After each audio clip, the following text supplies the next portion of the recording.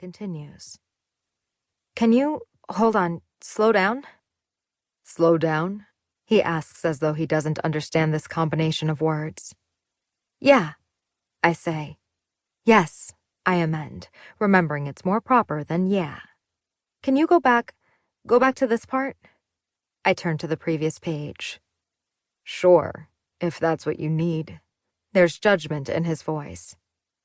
I'm not sure why he's being so uptight. Borderline rude, when the whole point of this overview is to prepare me for my first year at Rutherford, coming in as a third year in a subject where I placed weak on the entrance exam. He flips to a fresh page of notebook paper and starts to rework the equations he already did, talking deliberately slower this time. Wait, I cut in, blocking his pencil with mine to get him to stop writing. He takes a deep, measured breath. Sorry. I tap my pencil at the part of the equation I don't understand. What's the reason for this? It's the same thing I did in the first equation. You see? I don't, but there is a time to argue and a time to observe, and this is the time for the latter. I keep my mouth shut the rest of the session. When the hour is up, I thank him. I understand now, I say. I feel ready. He nods as he repacks his things. If you're going to succeed here, you have to keep at a certain pace. And honestly, this is very basic stuff. You got into this school. You should have no trouble with it. Jasper appears to not really have an opinion about my progress, if he feels any was made. He doesn't look smug or relieved, just bored. I might not have had all my pre-calculus questions answered, but I did learn something today. Jasper doesn't care about being a hero, rescuing a girl from academic mediocrity. He has no patience for it. It doesn't give him a deep sense of self-satisfaction. And he definitely has no soft spot for the underdog. I venture the underdog quite annoys him, actually. He doesn't wait for me when we leave the library, and I don't attempt to keep up with him, which would not be an easy feat given his legs are at least 4 inches longer than mine.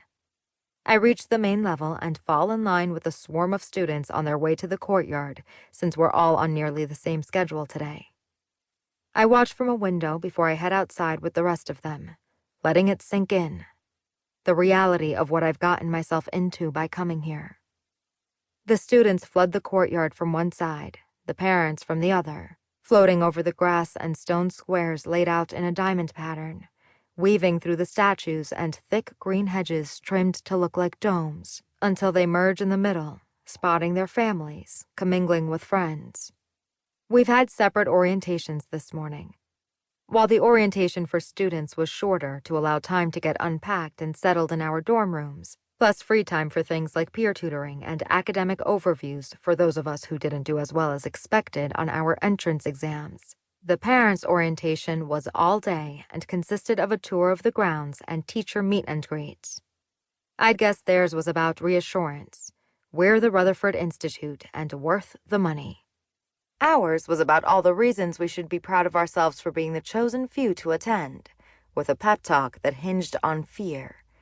If we don't have what it takes and can't follow the rules, they won't hesitate to kick us out, and there are even more ready to take our places. According to them, we are both extremely replaceable because they don't have time for nonsense, and yet also exceptional and rare to be accepted in the first place. My father appears in the crowd, walking slowly with his hands in his pockets. His hair is combed back since he didn't have time to get it cut at the only barber he trusts with his head in Manhattan. He's insecure about the length. I can tell by the way he keeps running a hand over his left side. He told me on the drive from the airport that if I didn't like it here, I was allowed to leave, that he wouldn't care. But it's apparent as I watch him meander through the courtyard, nodding and smiling at the other parents, that he is unequivocally impressed by this place. He's good at hiding how he really feels and his true intentions in any given situation, a great business tactic for his successful career as an investor, and a good life hack.